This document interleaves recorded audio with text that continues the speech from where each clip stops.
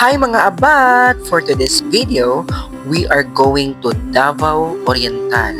So, this day is my birthday and I'm going to celebrate my birthday alone, guys.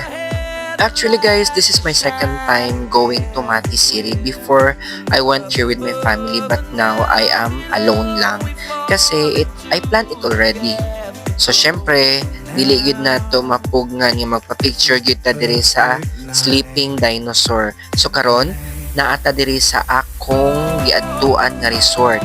Kung kamo nagduha-duha o asa man mo moadto diri sa Mati City, diri mo adto sa DSR or Dahican Surf Resort.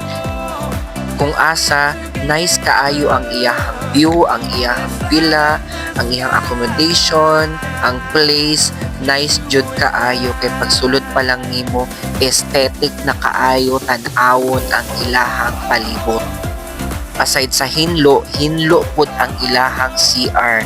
So as you can see guys, ang beach nila is very giving kaayo tan-awon. Kana gani makaingon ka nga, hala uy, mauna jud ni ang akong gipangita nga kalinawon.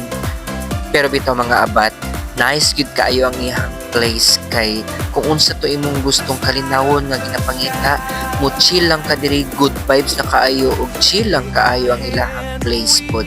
Sulit kaayo pag magmuni-muni ka diri dapit sa dagat aw nindot kaayo. So unsa pa niyang ginahulat adto na mo sa DSR, Dahican Surf Resort. Bitaw, mag 40 naman gid ko guys, or 40 na gid ay ko. So life begins at 40 gid ay no. Kay nga no, hinay-hinay nagapangita jud ka og nature, di lang kasagbutan kundi kadagatan gid mo ang ginapangita. Sometimes tagaipod og time ang inyong kaugalingon kay because dili sa tanan panahon o kita, dili pud sa tanan panahon naata. Ang importante, malipayon ta hangtod sa kahangturan. Dili na pud nato makita sa uban ang kalipayon, kundili naalang gyud sa atong kaugalingon. It's a choice, kumbaga. Happiness is a choice. Thank you!